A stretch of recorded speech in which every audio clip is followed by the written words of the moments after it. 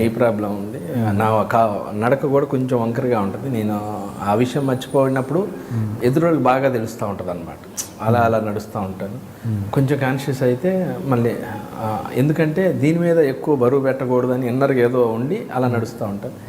అది కెరీర్ స్టార్టింగ్లో బైక్లో ఎట్లా అయిందండి యాక్సిడెంట్? ఎట్లా అయింది? ఖమ్మం ఇక్కడ నుంచి మంచిగా ఇక్కడ తిరగటానికి ఒక వెహికల్ కొనిచ్చారు మా ఇంట్లో వాళ్ళు. అంటే పర్లేదు వీడి ప్రయత్నం బాగుంది అని చెప్పి ఒక బండి కొనిపించారు. అతి ఉత్సాహంతో ఇక్కడ నుంచి హైదరాబాద్ నుంచి ఖమ్మంకి ఓ రోజు గ్యాప్ వచ్చి సరదాగా పండగకు దీనికి సంథింగ్ బయలుదేరాను బండి మీద. 2 వీలర్ మీద వెళ్ళాను. ఖమ్మంకి ఇంకో 10 నిమిషాల్లో రీచ్ అవుతానంగా కేశవాపురం అని ఒకటి ఉంది కూసుమంచి ఖమ్మంకి దగ్గరలో. అక్కడ చిన్న క్రాస్ ఉంటుంది అన్నమాట. నా ఫ్రెండ్ ఇంకో శివ అని ఒక ఫ్రెండ్ ఉన్నాడు. అతను కూడా టీవీలు ఋతురాగాలు వాటిల్లో చాలా ఫేమస్. ఇప్పుడు తను అవన్నీ మానేసి జాబ్ చేసుకుంటున్నాడు. నా బాధ అంతా నేను ఎక్కువగా బాధపడే ఇదిలో శివ గురించి. ఇద్దరం కలిసి కెరీర్ మొదలు పెట్టాం. శివ అని ఋతురాగాలు వాటిల్లో చాలా మంచి స్టేజ్లో ఉండే ఆర్టిస్ట్ అతను. అప్పటికి టీవీలో బాగా ఇది. అతను నేను ఖమ్మం బయలుదేరు. అతనికి చిన్న సోరియాసిస్ అని ఒక డిసీజ్ ఒకటి ఉంది స్కిన్కి సంబంధించి. మా ఫాదర్కి కూడా అది ఉంది. అదేదో కొంచెం మా ఫాదర్కి తగ్గడంతో దాని గురించి మాట్లాడదాం కొంచెం ఫ్యామిలీ దగ్గరగా. తను ఎంత క్లోజ్ అయిపోయాడంటే నాకు ఒక 3 నెలల క్రితం పరిచయం అయినా బాగుండేది అన్న, నువ్వు నా చెల్లెల్ని ఇచ్చి నీకు పెళ్లి చేసేవాడిని అన్నాడు అనమాట.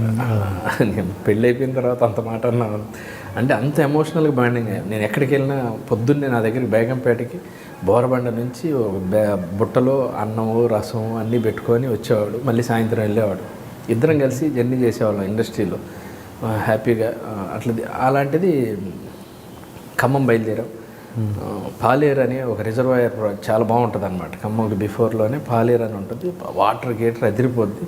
అది చూపిద్దామని ఒక బస్సు వస్తుంటే ఆ బస్సుకి ముందే ఆ లైటింగ్లో వెళ్తా, ఈ లైటింగ్లో చూపించవచ్చు అని ఆలోచన వచ్చి చూపించుకుంటూ వెళ్తే అది ఎంతంటే టక్మని వెళ్ళిపోద్ది కదా. పాలేరు రిజర్వాయర్ ఇలా ఉంటుంది. ఇలా వచ్చేసరికి ఈ లైటింగ్ వెళ్ళిపోయి నవ్వుకున్నాం. బస్సు సైడ్ ఇచ్చాం, వెళ్ళిపోయింది. వెళ్తా ఉన్నాం.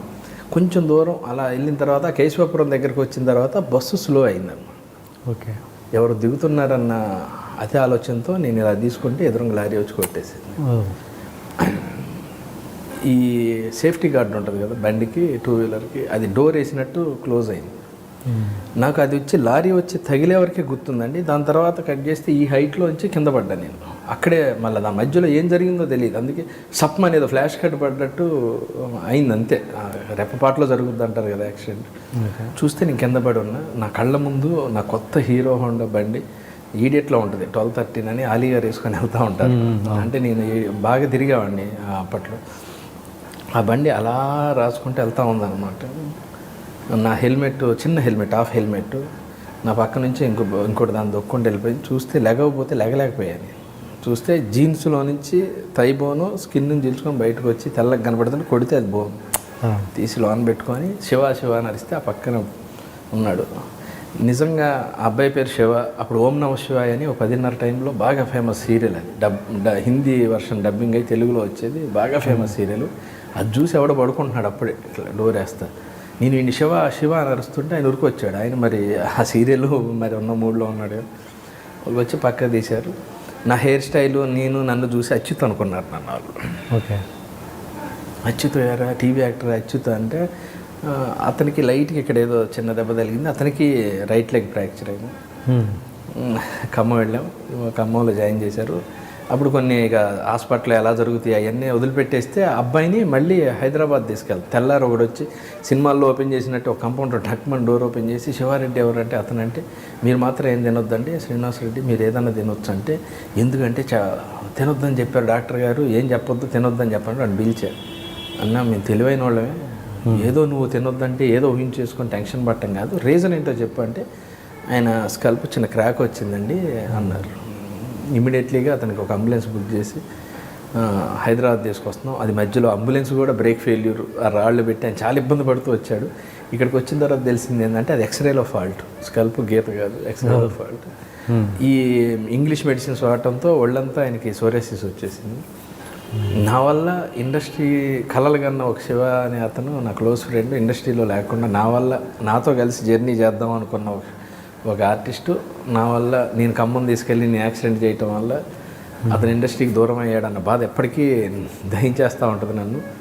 నేను మంచి పొజిషన్కి వెళ్ళాక ఏదన్నా నేను ఎవరికైనా చేయగలుగుతానంటే ఫస్ట్ ఆయనకే చేయాలన్న ఆలోచన మనసులో ఉంది. అప్పుడు ఆ ఇండస్ట్రీ ఒక 2 years గ్యాప్ వచ్చేసింది.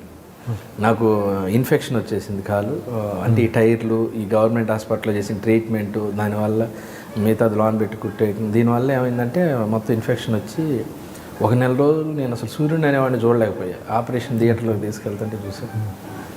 ఆ లెగ్ బ్రేకే నాకు బ్రేక్ అయింది, అతనికి కెరీర్ బ్రేక్ అయింది, నాకేమో బ్రేక్ అయింది. శ్రీనివాస్ రెడ్డి మంచి ఆర్టిస్టు అన్న సింపతితో నాకు ఫంటానికి ఇచ్చారు, నవ్వించి ఇచ్చారు.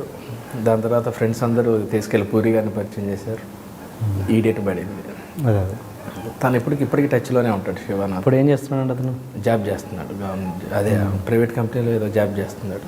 నేను ఎన్నోసార్లు ఫోన్ చేసి కొన్నాళ్ళు మరి వాళ్ళ ఇంట్లో వాళ్ళు కూడా అంటారు కదా, మీ ఇద్దరు గ్రహాలు కలవట్లేదు నేను జయము నిత్యమరాలో కూడా ఆత్మవిశ్వాసం అంధవిశ్వాసం అని ఒక మెయిన్ కాన్సెప్ట్ తీసుకున్నప్పుడు కూడా తనే గుర్తొస్తూ ఉంటాడు. కొన్నాళ్ళు గ్యాప్ వచ్చేసింది మా ఇద్దరికి. ఎవరైతే తన శ్రేయభిలాషులు అవ్వచ్చు, తన మంచి కోరుకునే వాళ్ళు అవ్వచ్చు, మీ ఇద్దరికి ఏదో సెట్ అవ్వట్లేదేమో అని కొంచెం కాంటాక్ట్ మధ్యలో పోయింది. అయినా నేను పట్టుకున్నాను మళ్ళీ. ఇప్పుడు కాంటాక్ట్లో ఉన్నాడు, అలాంటిది ఏం లేదు. ఇప్పుడు అంటే కొంచెం తెలిసిపోయినాయి కదా, ఇప్పుడు అప్పుడప్పుడు ఫోన్లో మాట్లాడుకుంటూ ఉంటాం, కానీ కలవటం చాలా తక్కువ అయింది. నా బిజీలో నేను ఉంటాం, అతను బిజీలో అతను ఉంటాం. ఇది ఏ టైంలో అయింది? సీరియల్స్ టైంలోనా? 99. ఇంకా సినిమాలకు రాలేదు మీరు? సినిమా అంటే నేను యాక్చువల్గా ఇండస్ట్రీకి వచ్చిందే 97 ఎండింగ్ 98 మార్నింగ్ టైంలో వచ్చాను. 98లో యాక్సిడెంట్ అయింది, మళ్ళీ 2000 ఎండ్కి వచ్చాను నేను. అందుకే కెరీర్ 2000 నుంచి ప్లాన్ అది నా జీవితంలో మెమరీలోంచి తీసేద్దాం అన్న ప్రయత్నంతో నా కెరీరే 2000 నుంచి స్టార్ట్ అయిందని చెప్పుకుందాం అని ఎంత ప్రయత్నం చేసినా అది ఎప్పుడు నన్ను హంట్ చేస్తూనే ఉంటుంది. అంటే ఓకే, మీరు సినిమా హీరో అవ్వడము ఆ యాక్సిడెంట్ కాకుండా మధ్యలో ఈ యొక్క 4 years 5 years బ్యాక్, నాకు ఎప్పుడు టైం గుర్తులేదు కానీ కొంచెం గ్యాప్ అయితే వచ్చింది మీకు. అంటే రెగ్యులర్గా కనబడే శ్రీనివాస్ రెడ్డి కొన్ని సినిమా కంటిన్యూస్గా కనబడడం అనేది కొంచెం దూరం అయింది. అదే గీతాంజలికి ముందు అంతేనా? ఆ సబ్జెక్ట్ని ఎంచుకొని దానికోసం ఇంకా స్టార్ట్ అవుతుంది అనే క్రమంలో ఓకే నాకు గుర్తుంది. ఇంకా మీరు ఏమైనా క్లియర్ ఇన్ఫర్మేషన్ ఉంటే చెప్తే ఏమైనా ఐడియా వస్తుందేమో. నాకు తెలిసి అయితే నా కెరీర్ గ్యాప్ రావడానికి కారణం గీతాంజలి. ఆ కథ నచ్చి బెల్లంకొండ గారికి చెప్తే వెంటనే ఓకే అన్నారు, బాగుంది డెవలప్ చేసేయండి, సురేష్ గెస్ట్ హౌస్లో రూమ్ వేసుకొని అంటే, సార్ ఇది లో బడ్జెట్ సార్, ముందే బడ్జెట్ పెట్టకూడదు దీనికి అని మా ఇంట్లోనే కూర్చొని కథ అంతా చేశాం. బాగా నచ్చింది ఆయన. ఓ చిన్నది నేను అదే ఆత్రంలో ఆలోచించలేనిది ఏంటంటే, కంపెనీ నుంచి ఒక ఫోన్ చేస్తే, ఒక హీరోయిన్కి ఫోన్ చేస్తే పలానా బెల్లంకొండ సురేష్ గారి కంపెనీ నుంచి అని